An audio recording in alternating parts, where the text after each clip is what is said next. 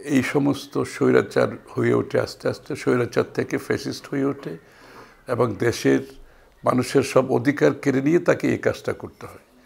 এবং তার মূল কারণ হচ্ছে বাংলাদেশের মানুষ ভোটাধিকার প্রয়োগ করতে পারেনি, তাদের নির্বাচিত সংসদ সরকার গঠন করতে পারেনি এবং সেই সুযোগটা নিয়ে তারা যেটা করেছে সেটা জনবিচ্ছিন্ন যখন একটি একটি একটি একটি সরকার থাকে, জনগণের কাছে যাকে যেতে হয় না, জনগণের কাছে জব দিয়ে থাকে না, জনগণের কাছে দায়বদ্ধ থাকে না, তখনই এই সমস্ত স্বৈরাচার হয়ে ওঠে, আস্তে আস্তে স্বৈরাচার থেকে ফ্যাসিস্ট হয়ে ওঠে এবং দেশের মানুষের সব অধিকার কেড়ে নিয়ে তাকে এই কাজটা করতে হয়।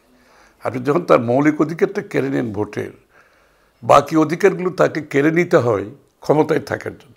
কারণ বাকি অধিকারগুলো কেড়ে না নিলে সে কিন্তু ক্ষমতায় থাকা সম্ভব না। যেমন গণমাধ্যমের স্বাধীনতা দিতে পারবে না, যেমন ভিন্নমত হলে তাকে মামলা দিতে হবে, জেলে দিতে হবে, দরকার হলে গুম করতে হবে, দরকার হলে খুন করতে হবে।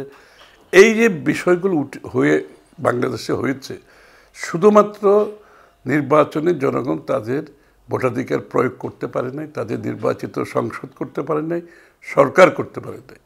এই কারণেই কিন্তু আজকে এই সমস্যাটা সৃষ্টি হয়েছে। সুতরাং বাংলাদেশের আগামী দিনে নতুন বাংলাদেশ গড়তে হলে, আমরা যে বাংলাদেশের স্বপ্ন দেখছি এখন, তাহলে আপনাকে ভোটাধিকার, প্রথম দায়িত্ব হচ্ছে বাংলাদেশের জনগণের মালিকানা ফিরিয়ে দিতে হলে তার ভোটাধিকারটা আপনি তাকে ফিরিয়ে দিতে হবে এবং তার ভোটাধিকার প্রয়োগের মাধ্যমে তার মালিকানার প্রথম স্তরের বিষয়টা হচ্ছে ভোটাধিকার প্রয়োগের মাধ্যমে সে তার প্রতিনিধি নির্বাচিত করবে, সে তার সরকার নির্বাচিত করে, যে তার কাছে দায়বদ্ধ, জবাবদিহি থাকবে।